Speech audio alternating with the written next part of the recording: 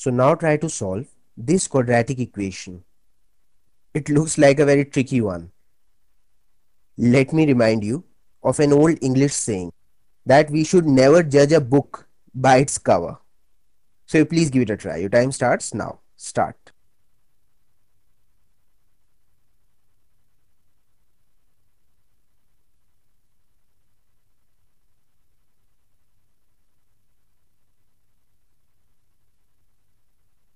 So now let me do it. Like a qualified doctor, before we can prescribe the right treatment or the technique to solve this quadratic equation, we must first perform a diagnostic test on it. Yes, I'm talking about the discriminant test. So D equal to B square minus 4AC. And as you already know that this is A, this is B, and this is C. So this means B square, that is 10 square, would be 100 minus 4. A is root 3 and C is 7 root 3. So now simplify this part, that is multiply the number part with the number part and the root part with the root part. 4 7 times is 28 and root 3 times root 3 will be just 3. Root will disappear. So 28 times 3 would be 84. So this will become 100 minus 84, that is 16.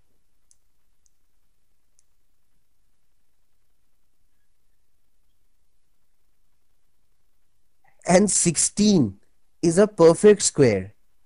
So that means that this quadratic equation is not a tricky one. And that means that it can be solved very easily. Isn't that so interesting that the last quadratic equation we solved looked so simple and innocent but was very tricky, whereas this quadratic equation, it looks so tricky, isn't it? But it's actually very simple. In fact, it can be solved by at least 3 methods. Okay, so now I will solve this same quadratic equation with 3 different methods, one after another. So watch me carefully. Since here the value of D is a perfect square, that means I can factorize this quadratic equation directly. So simply transfer this coefficient of x squared term here. So this means root 3 times root 3 will be 3 and 3 times 7 would be 21. So that means our new constant term is 21. So now quickly tell me, what are the two factors of 21 whose sum or difference is 10? Obviously it's 7 and 3. Isn't it? 7 times 3 is 21 and 7 plus 3 is 10. So now divide both 7 and 3 by this root 3.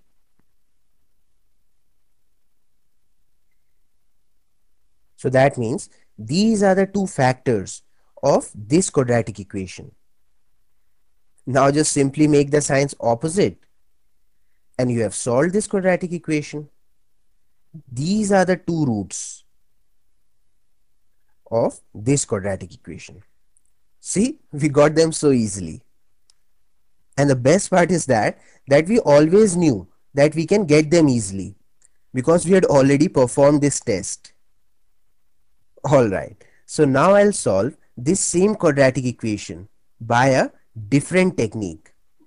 That is by using quadratic formula, which is x equal to minus b plus minus root d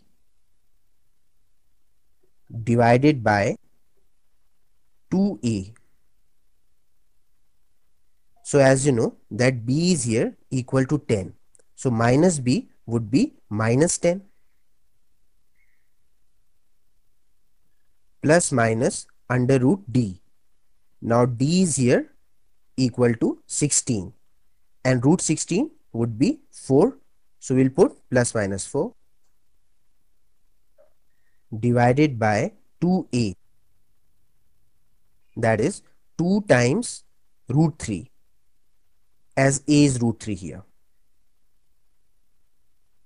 So now we can separate these roots. So that means x equal to minus 10 minus 4. Minus 10 minus 4 is minus 14 divided by 2 root 3. And the second root would be minus 10 plus 4, that is minus 6 divided by 2 root 3.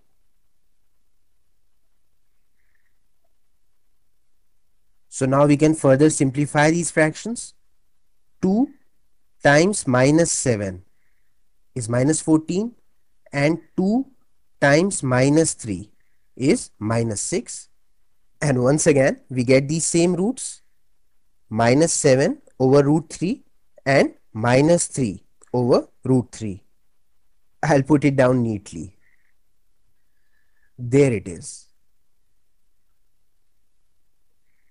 The exact same roots. So now let me solve this same quadratic equation by another method, which is first derivative equal to plus minus under root d. Now the best part is that even if you don't know calculus, that is how to do differentiation, then also you can differentiate this algebraic equation by using the EasyCal trick of faster calculus. So to differentiate this x squared term, you just have to pull down its power from the top and put it as the coefficient. So therefore, the first derivative of this term would be 2 root 3x. As simple as that. And the first derivative of x term would be just its coefficient, that is plus 10. And of this constant term will always be 0, and therefore we don't have to put anything. So that's it. This is the first derivative of this algebraic equation. See, using the EasyCal trick of faster calculus, you have done it so easily. Now put it equal to plus minus root d. Since d is 16 here, so it will be plus minus 4. And with that, you have reduced this quadratic equation into this very simple linear equation. So that means x will be equal to, take this plus 10 to the other side and it will become minus 10. Copy this plus minus 4 as it is. And now we can take this coefficient to the other side. So it will be divided by 2 root 3. And this is the exact same term that we had got in this method as well. So that means on simplifying it, you'll once again get the same two roots. So that means x equal to minus 7 over root 3 and x equal to minus 3 over root 3.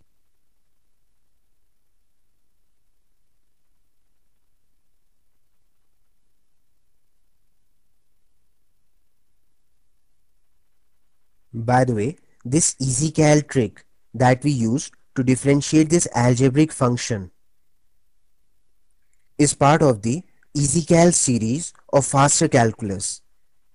It is a collection of such simple but powerful tricks of doing differentiation and integration. On learning them, you will instantly become a king of calculus. So now I'm done with this video. But before I end it, I would like to give you few historical facts. This magical formula of solving the quadratic equations was given by a great Indian mathematician in 1500 BC. That is 1500 years before Christ was born. So that makes it 3000 500 years old, approximately. But the most surprising part is that till date, very few people in this world know that this formula exists. It is included in the ancient book Vedas, and that is why it is called Vedic formula. Now coming to this quadratic formula, this one. Now as you know that this is the most popular or the most preferred way of solving the quadratic equations. And do you know who gave this formula? Yes, another great Indian mathematician. His name was Sridhar Acharya.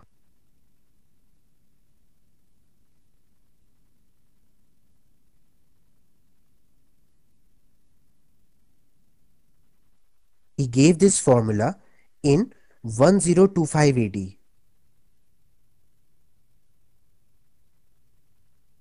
In his book Bij Ganita.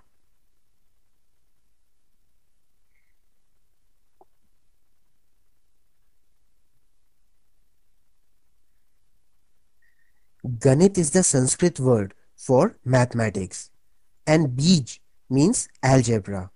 So Bij Ganita would be translated as algebraic mathematics.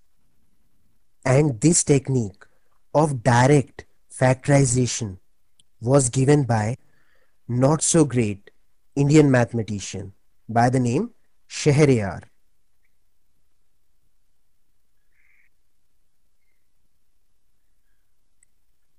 in 2008 AD. So now that you have mastered all these amazing techniques of solving quadratic equation, I can say with confidence that there is no quadratic equation left in this world that you cannot solve easily. By the way, if you are curious to know who this not so great Indian mathematician is, it is me. Believe me, I really feel embarrassed to reveal my identity like that. For a true mathematician should be like this unknown mathematician who gave to the world this amazing formula without letting anybody know who he was. In fact, I took this technique of transferring this extra coefficient and then simplified the subsequent steps so that you can factorize the type 2 quadratic equations really fast.